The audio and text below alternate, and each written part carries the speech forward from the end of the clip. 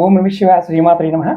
మిత్రులకి, శ్రీభిలాషులకి, అలాగే నన్ను ఇంతగా ఆదరిస్తున్న యూట్యూబ్ ప్రేక్షకులందరికీ కూడా పేరు పేరు ధన్యవాదాలు. మిత్రులారా, మీ అందరికీ పరాదేవత ఎలవెలలా మీతో ఉండి మీ మనోవాంఛ నెరవేర్చాలని మనస్ఫూర్తిగా కోరుకుంటున్నాను.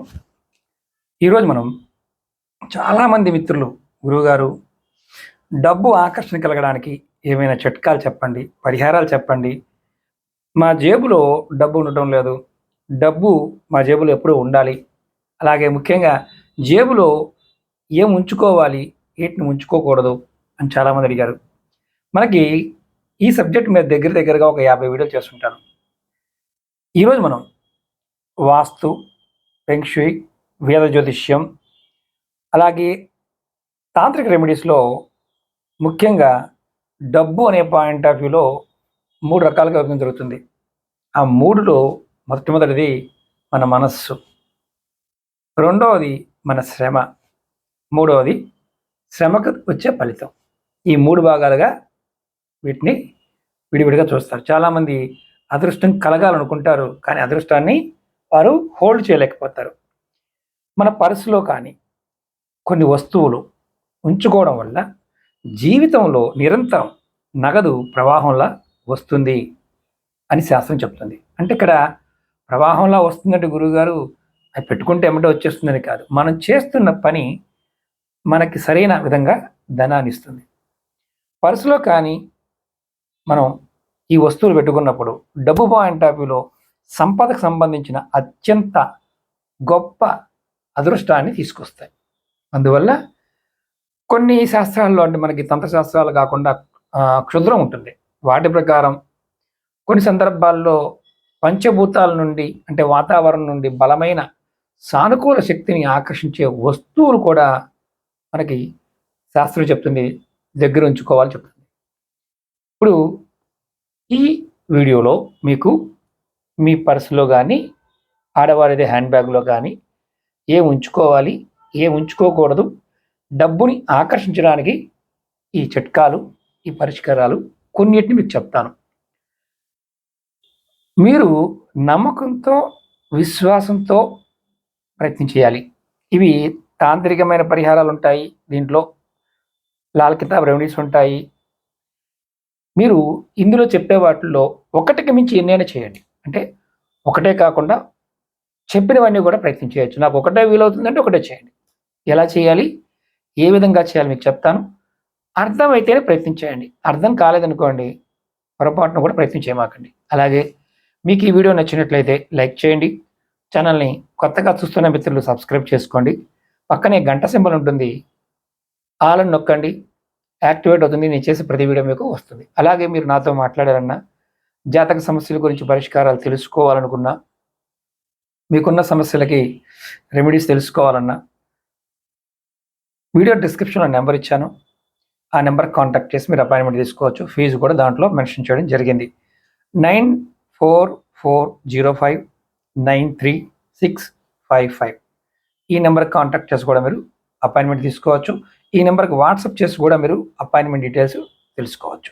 అలాగే తాంత్రిక వస్తువులు, వాస్తు సంబంధ వస్తువులు కొనుక్కోవాలి, తీసుకోవాలనుకుంటే మన ఈ-కామర్స్ వెబ్సైట్ అక్షయ్ నిధి మార్ట్, ఆ లింక్ కూడా వీడియో డిస్క్రిప్షన్లో ఇచ్చాను.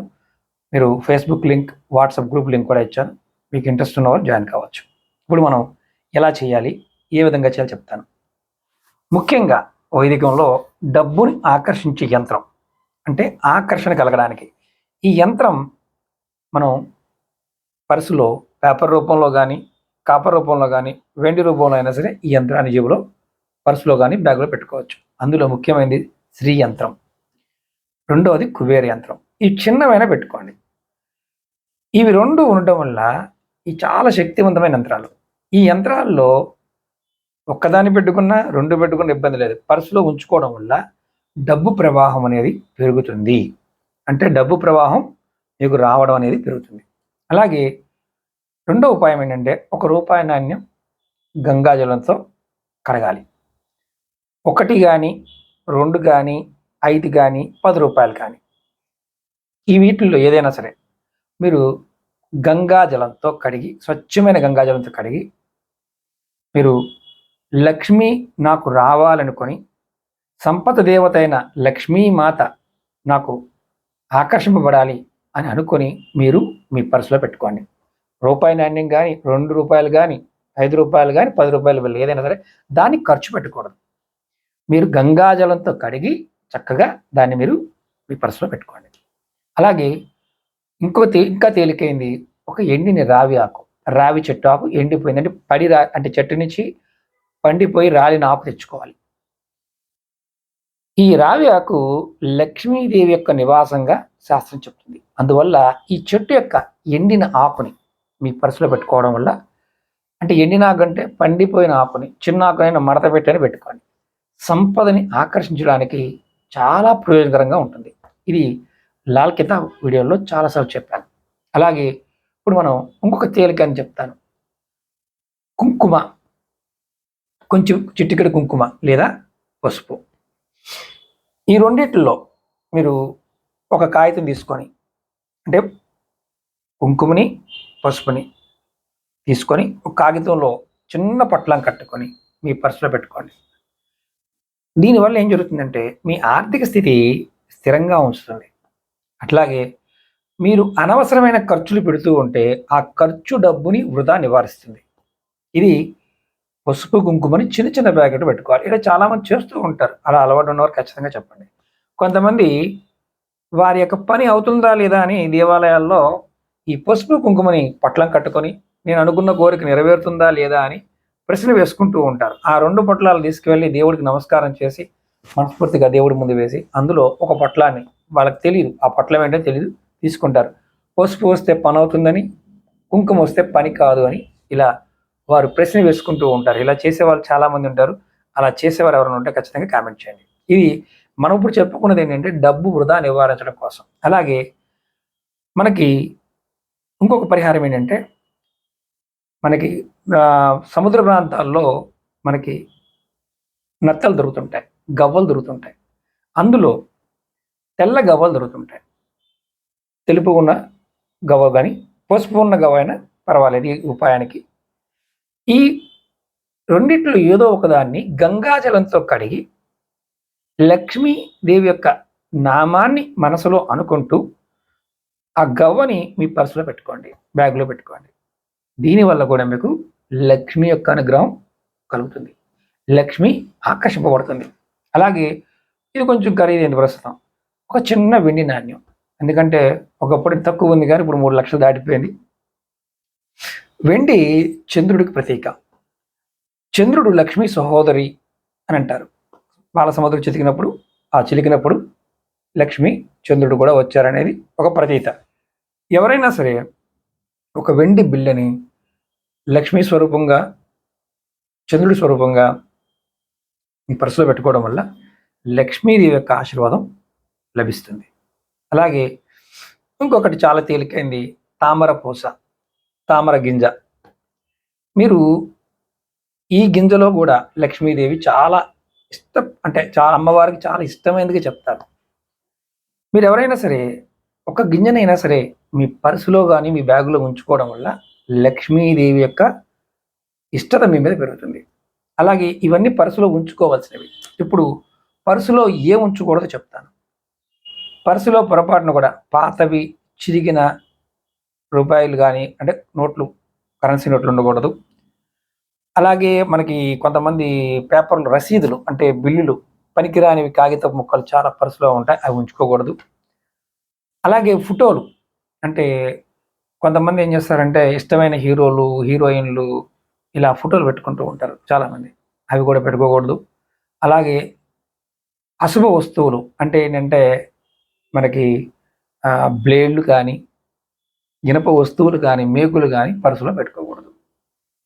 అలాగే ఇంకొకటి, ఎవరికైనా అప్పు తీసుకుంటే రుణ ఖాతా అంటాం. అంటే ఏంటంటే పేపర్ మీద అప్పు ఇచ్చిన వాళ్ళ పేపర్లు కొన్ని ఉంటాయి, అవి పెట్టుకుని తిరుగుతూ ఉంటారు, అవి పర్సులో ఉండకూడదు అంటారు. పర్సు ఎప్పుడూ కూడా శుభ్రంగా ఉండాలి. అలాగే శుభ్రతమైన అంటే ఏంటంటే మనకి ఎప్పుడూ కూడా పర్సు శుభ్రతగా ఉంటే మీకు నిరంతరం డబ్బు, సంపద ఆకర్షిస్తూనే ఉంటుంది. అలాగే పర్సులో పొరపాటును కూడా వీటిని, అంటే ఏదైతే పాత నోట్లు, ఇనుప వస్తువులు, రసీదులు, బిల్లులు ఇలాంటివి పొరపాటున కూడా ఉంచమాకండి. పర్సు పాడైపోయింది అనుకోండి, చిరిగిపోయింది అనుకోండి, లేదా డ్యామేజ్ అయింది, దాన్ని మీరు ఇమీడియట్గా మార్చేయండి, కొత్త పర్సు తీసుకోండి. నేను మీకు ఇలాంటి సబ్జెక్ట్ ఇంట్రెస్ట్ ఉంటే ఇలాంటి వాటి మీద మీకు నేను పరిహారాలు చెప్తాను. ఇందులో మీరు అన్నీ పెట్టుకోగలిగితే అన్నీ పెట్టుకోవచ్చు, లేదంటే ఒక్కటి పెట్టుకున్న ఫలితాన్ని పొందుతారు, లక్ష్మి యొక్క అనుగ్రహం పొందుతారు. ఇది నమ్మకంతో విశ్వాసంతో చేయాలి తప్ప మీరు చెప్పారండి నేను పెట్టుకున్నాను నాకు ఇంక కలిసి రాలేదండి అనేవారు కొంతమంది ఉంటారు. మీకు కలిసి రాలేదా, పొరపాటున కూడా ప్రయత్నం చేయకండి. అలాగే ఎవరికి కలిసి రావండి ఇవన్నీ ఇలాంటివి అంటే, జాతకంలో ఏలునాటి శని నడిచేవారికి, అర్ధాష్టమి శని నడిచేవారికి, అలాగే రాహువు కేతువు శనితో కలిసి ఉన్న, రాహు దశ నడుస్తున్నప్పుడు, నీచ స్థితిలో ఉన్న గ్రహస్థితి ఉన్నప్పుడు ఈ పరిహారాలు చాలా వరకు పనిచేయవు. ఎవరికైనా జాతకంలో శని మహర్దశ నడుస్తున్నా, ఏలునాటి శని నడుస్తున్నా, అర్ధాష్టమి నడుస్తున్నా వారికి ఎంత చేసినా 30% మాత్రమే ఫలితం ఉంటుంది. అంతకు మించి ఫలితం మనం ఊహించడానికి కూడా కష్టం. మన జాతకంలో ఉన్న దోషాలు అనేవి తొలగి కొంత ఆగగలిగితే మనకి ప్రకృతి సహాయం చేస్తుంది. ఎవరికైతే ఇలా బాధపడుతూ ఉంటారో అలాంటి వారు, అంటే శని నడుస్తుంది గురువుగారు, రాహు బాగోలేదు గురువుగారు, కేతు బాగోలేదు గురువుగారు అనేవారు కూడా ఇవి పెట్టుకోవచ్చు. కొంత ఫలితాన్ని వారు కూడా పొందుతారు. అలాగే మీకు ఈ వీడియో నచ్చినట్లయితే లైక్ చేయండి, ఛానల్ సబ్స్క్రైబ్ చేసుకోండి, పక్కనే ఉన్న గంట సింబల్ని యాక్టివేట్ చేసుకొని ఈ వీడియోని 10 మంది మిత్రులకి షేర్ చేయండి. ఓం నమః శివాయ, శ్రీమాత్రే నమః.